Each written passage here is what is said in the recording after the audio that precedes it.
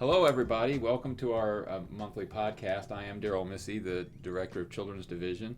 I am in my office today with Terry Armistead, our Deputy Director, and we have Vicki Stoneberger with us, who is our adoption guru, and because we're going to be talking about adoption today. Learn from her about adoption, and we're excited to do that. Hi, Vicki. How are you? I'm great. Thanks for having me. Well, really glad to have you. So, Vicki, why don't we? And I'll let Terry talk too. So, why don't we talk about why Okay. why it's a big deal? Okay. Well, adoption really is my life. It's my family. That's how we grew our family 25 years ago. We decided to begin the adoption process with my daughter, and it was a very wonderful experience. We actually had a private adoption. It was two families meeting up through an attorney, and it really, from the moment that I met her and saw her, I felt like her mom. And the experience we had with her birth mother was so great. She was very supportive. The biological father was very supportive, and it really just kind of came naturally. And I'm so glad we started out with that positive experience to have us continue to go. Then my husband and I became foster parents, and Katie was placed with us when she was 4 months old, and she was a child that had some issues when she was born. And so in the beginning it was very difficult, but we were strictly just fostering. We did uh, visits with her biological mother, and after 2.5 years they came to us and said, it doesn't look like it's going to be safe or appropriate for her to go home. Would you guys be willing to adopt? And we're like, yes. I mean, this is I think would be great. I can't see her anywhere else. And so we adopted her when she was 3 years old. And then about 2.5 years later, we were still fostering, and we had kids come in and we had kids leave and go home. And that was a really neat experience because I enjoyed seeing the kids and the families grow and be able to go home and be successful. And it was really cute that we actually were going to be done adopting. We were just going to continue to foster. And at that time, Jessica was like 5 or 6, and we were saying prayers at night. And she was asking about the kids coming back. And I said, well, I think we're going to kind of take a break a little bit from fostering. And she goes, well, what about kids staying longer? And I said, I don't know. It just kind of, we'll play it by ear. So that night, her prayer was, dear God, please bring us some kids we can keep and some we can't. So I knew at that point, we're like, well, if it happens, then okay. And then we got the phone call that Katie's biological mother had another child, and it was not looking like she was going to be able to keep him at home. And so he came to live with us at 2 months old. And at the time, again, we thought it was going to go to straight adoption. But then all of a sudden, biological father came into the picture. And just with the experience we had, we're like, okay, got to change gears. This is what fostering is about. And so we worked with the biological father for about 2 years, and that just didn't happen. And so at 2 years, they're like, well, would you still like to adopt him? And I'm like, well, yes, of course. And so we have 3 wonderful kids. Jessica's 25, Katie's 21, and Jason's 18. And we've had the ups and downs, but my kids all love that they're adopted. We talk about it openly. They think it's fun to, if they're with friends, and tell a child that, and a friend that they're adopted, and they're like, oh, no, you're not adopted. I every once in a while get a phone call, would you tell so-and-so I'm adopted? I'm like, oh my gosh, I can just imagine what that conversation is like. Yeah, she's adopted. And so the joke with our family at the time was, people were like, oh, now you've adopted 3 kids. Now you're going to get pregnant and have a baby. I'm like, yeah, but that wouldn't be good, because then we'd have to tell everybody, they're the biological kid, but we don't talk about it. Kind of the opposite. So, Right. but no, so our family's been very blessed with some great adoption experiences, and that's where I'm just so passionate. I want to be able to um, bring families together for kids and other parents. Those are great stories, Vicki, and I could Thanks. see it all over you as you were telling your story. So I think we're going to do the whole gamut here. It sounds like private adoption through foster care. My story is a little bit similar, a little different. In 2017, I have two biological children, and in 2017, some distant relatives of ours came into foster care and needed a placement, so we had 4 additional children come live with us. They were 6, 7, 8, and 11 at the time that they were placed with us, and then my kids were 13 and 16 at the time. So we kind of spanned the whole school bracket, every age range. We worked with their family, with my family members, their biological parents, for just a small period of time, and then they really decided that they didn't feel like they were going to be able to reunify with them, and asked that we take guardianship of them. And so we did that within about 6 months of them entering foster care. And during that period of time, we really hadn't talked about adoption. However, the kids really started talking about it. They, continued to ask why their name was different and if they could be in Armstead as well. Aw, And so that's that's sweet. really when we started having some bigger conversations within our family about, does it make sense for us to adopt? And everybody in the family was on board. They felt like that was the best thing at the time. And so in 2019, we adopted all 4 of them into our family. And so at this time, they are 11, 12, 13, 16 years of age, and so we're hitting those fantastic teenage years right now. But they are thriving, doing very well. They also like to tell friends that they're adopted, and but at the same time, it's so cute because they're always saying things like, I think I must get this from you, and or I look just like you, right? And so they really have bonded with us and connected, and we still have contact with, of course, their family members, their biological mom, and so it's worked out well. That's a sweet story too. Well, they're terrific stories. I don't have any stories. No, I don't have any stories about me because I've not adopted and I've not been adopted. But here's what I have done: hundreds of adoptions as a judge. Mm-hmm. And what I realized, I was at a CASA event in Jefferson County this past week or last week, and the person who was introducing me said, I walk down the hallway and I see Judge Missy every single day because he's hanging on my wall the picture of when we did the adoption. And it never occurred to me, I am probably hanging on a lot of people's walls because every single adoption people were taking pictures, and they'll send me every once in a while they'll send it to me on Facebook and post it and say this was Gotcha Day, and there it is. So everybody who's involved in this process, it's meaningful, it is important, and life-changing for people to know that they're loved and have a place. So it's a wonderful thing, and I thank both of you for doing it. I thank all those people who have been in my courtroom for doing it, and I thank everybody in this agency for supporting it and for helping make it happen. It's so wonderful. Terry, what do you think about this topic? Yeah, I think this is great leading up to our adoption month in November. And so, Vicki, we want to just kind of jump right in and talk about some of the things that are going on around the state and how people can get involved. Okay. But first, I think if someone were looking to adopt a child, how would they even begin that process?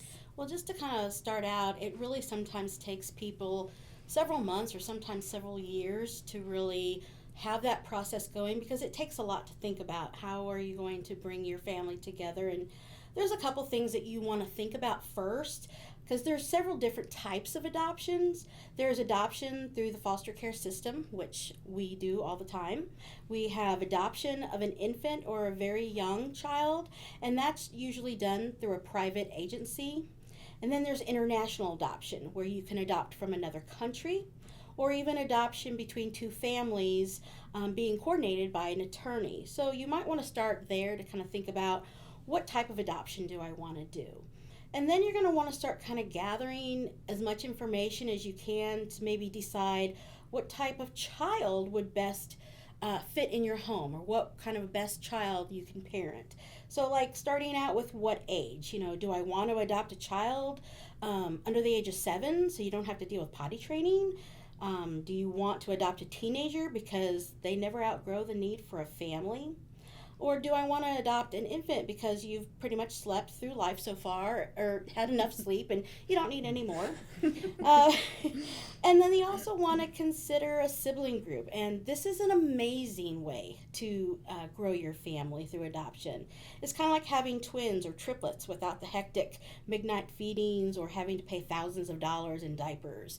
And it really is kind of an instant family at that time. And then you also want to kind of consider a child an understanding that they've already been living a life. And so you want to think about how well you can incorporate their prior life into the new adventure that they're going to be starting. And some of these children, no matter how old they are, how you choose to adopt, you need to understand they come with a history. Some come with some challenges, and sometimes they come with people who will need to remain in their lives. So, Vicki, you're talking about this, and there are a lot of decisions in there. Yes. I mean, there are a whole lot of different decisions, a whole bunch of different factors and considerations that you've got to mull over. So, how do you think people should do that? I mean, how do we decide that we want to adopt from public or private, or what age we're looking at, or how we want to approach it? How should we? What should our process be in that? You're going to start by educating yourself, and there's several ways that you can do that. You're going to start reading about adoption. There's a lot of websites to go to, a lot of articles. You want to attend any seminars or trainings that are out in the community. Children's Division, we sometimes have informational meetings where some of the local agencies where you're not signing up to do anything, but you just kind of come out and see what it's like. Some of the private adoptions will have some pre-trainings where they can come and they talk a little bit about what their process is. You want to start beginning to learn a little bit about some trauma-informed care, because like I said, sometimes these kids can come with some challenges, and they have had a life before that you're going to be adopting. Online resources, and the biggest thing though, and I always talk to families, talk to other adoptive families. That's where you're going to get your information. That's where you're going to get your true stories. That's going to really help you decide it, and maybe ask, how did you make those decisions? So I think that's a lot of great information, as Director Missy indicated, and these are tools that our staff can take out there when they're getting questioned from individuals as well about, here's some things you need to think about, and maybe even help connect them with some individuals they know out there that they've worked with previously. Right. What are some of the adoption websites or online resources that might be available to our staff, but also to pre-adoptive families? We have an amazing adoption website, the Missouri Adoption Art Gallery. And not only does it have children profiles in there where you can look at it, has a lot of information. There's also Raise the Future website, where that will take it a little farther, where yes, they have the children profiles, but they also have a lot of resources. They have a lot of webinars that they can listen to or attend.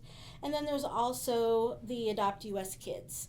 And I encourage all of the families to actually register with those sites, because once you register with them, it really opens the door to a lot more of the trainings and the webinars, and it's all free. So I think, definitely encourage families to register with those websites, with all three. Perfect. And so on these sites, I know that we have videos that we provide, photos, Is there a process for staff to know about in order to get a child placed on one of those websites? Yes, and it's so easy. All we need to do, one registration form that maybe takes 5 minutes to fill out, gets the child on not only Missouri Adoption Heart Gallery, but also Raise the Future and Adopt US Kids. And it also gets the kids on our DSS Facebook page as well as our DSS Twitter page. And so we really do try to make it as easy as possible. We can help get staff signed up and get them registered. Whenever there's a change, it's just a matter of sending a quick email to either myself, or we have a staff member from Raise the Future that all she does is work with Missouri. And it's just very easy process. We know our staff work a lot, and if we can make that process as easy as possible, we're trying to do that. Okay. So once a goal change, that child is ready to be featured, some court orders releasing that, and then they just need to reach out to you to get that registration in place. Right. Great. And we have a couple places around the state where people have volunteered to do the video profiles.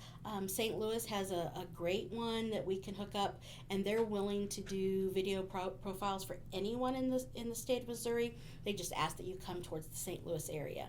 But videos are great to really open up that child's personality, get to know what kind of a family that child is looking for. So as many video profiles we do, the better. Perfect. So what are some of the benefits, do you think, for someone to adopt a child through the foster care system? Well, I actually think, knowing some of the benefits from the other state, Missouri actually has one of the top benefits available. We really do. We provide monthly maintenance payments until the end of the month of the child's 18th birthday. We provide Medicaid to the end of the month of the child's 18th birthday, as well as respite. We also provide child care to the end of the month of the child's 13th birthday if both parents are working. And we also pay for the one-time adoption legal expenses, paying for that adoption. And we do that for a long period of time. We work with the families if maybe later on they need some other additional services. We work with the family and provide, I think, a great package for our subsidy families. So what supports are out there? I mean, what do we do for people? Well, we have been very blessed with having 3 family resource centers in the state of Missouri. We have Foster and Adoptive Care Coalition. We have Central Missouri Foster Care and Adoption Association and Foster Adopt Connect. And these centers actually connect with every county that we have. So, and they all have different areas. So if a family is living in Kansas City, they might be working with Foster Adopt Connect, but if they move, then they can still work with a family resource center, and then they would start working with Foster Adoptive Care Coalition. And all 3 of these centers provide the same basic services. So they're not going to miss a beat. They're going to continue to be supported. That's their post-adoptions services that they have is amazing, and it's anybody that's adopted. So even if somebody does a domestic adoption or a private adoption, they work with all foster homes, adoptive homes, kinship homes. And so some of those services might include like respite type services, Right. night out for families, those types Right. of things, behavioral interventions. Can you talk a little bit more about that? About behavioral intervention. Yes. It's really important for kids to remain in the home, and there really was a time where a lot of families, they knew they needed help, but they didn't want the child to have to leave and the home to maybe go to a residential.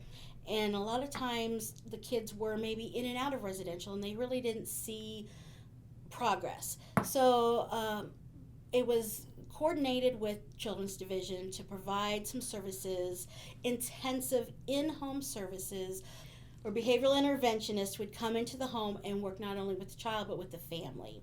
And then they would still be in their own home setting. They were doing natural things. They were, rather than in a residential facility, and they really saw some successes because the child didn't feel left out. The child didn't feel like the family just wanted to get rid of them.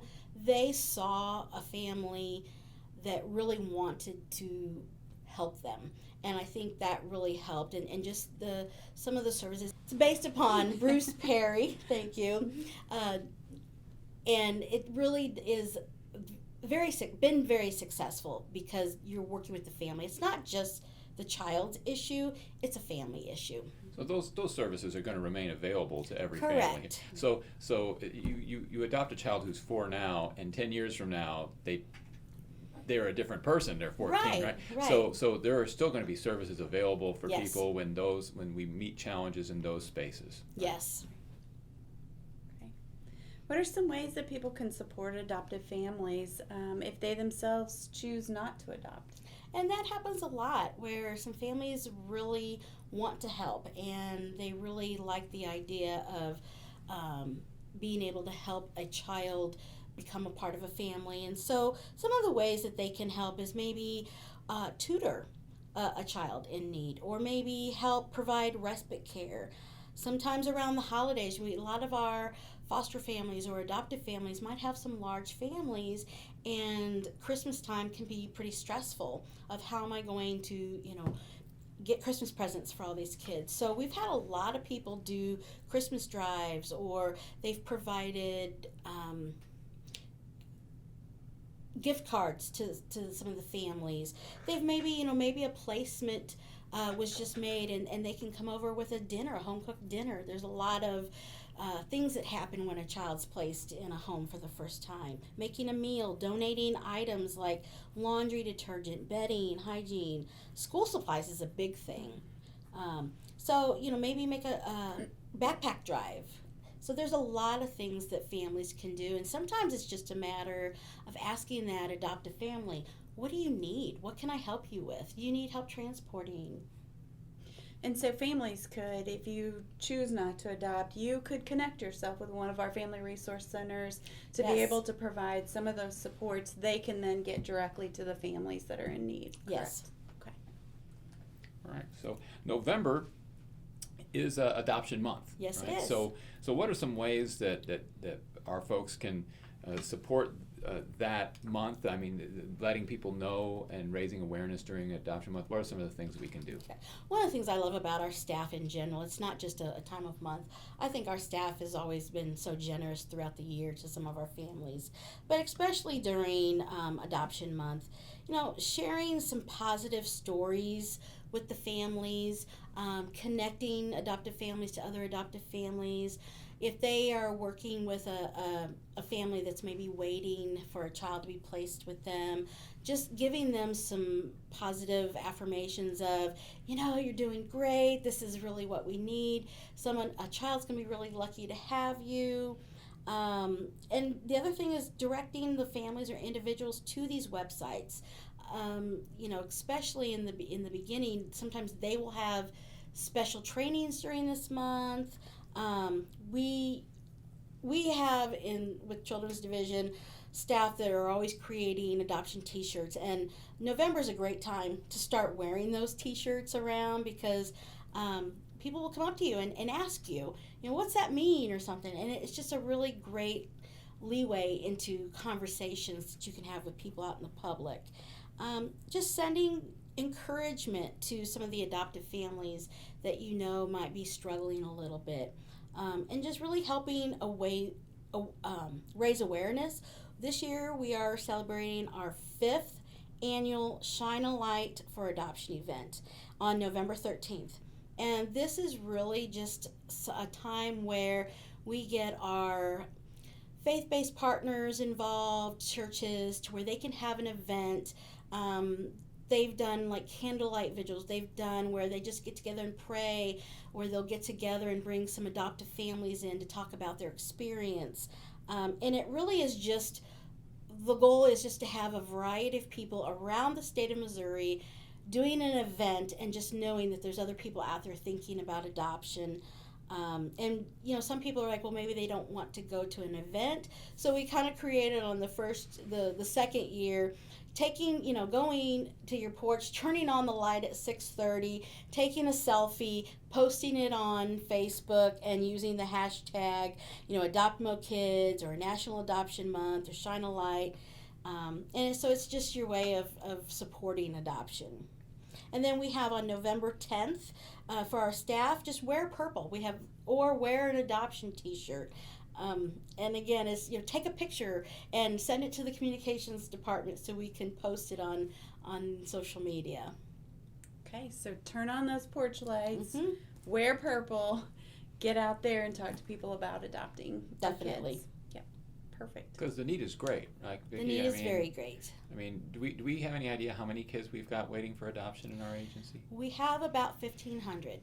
Right, that's a lot of people. It is. Who need a lot of people. So it's very important that that we do what we can to let people know what the need is. And I think talking to people in the community, when people know, lots of folks step up. So thank you for your good work on this. Well, thank you.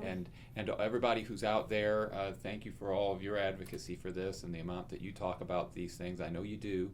And I think that this awareness gives us the opportunity to emphasize it at a time when people can be thinking about it. So Definitely. Vicki, thank you very much for all you do. Does anybody have anything else for the good of the cause in this podcast? Anyone?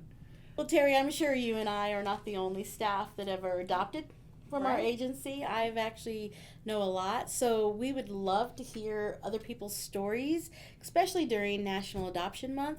So if you are an adoptive parent or adoption has affected you in a wonderful way, please contact the communications department and ask to talk to Ashton, and she will be able to take your story and hopefully post it so we can continue to share with other people the wonderful experiences that we've had.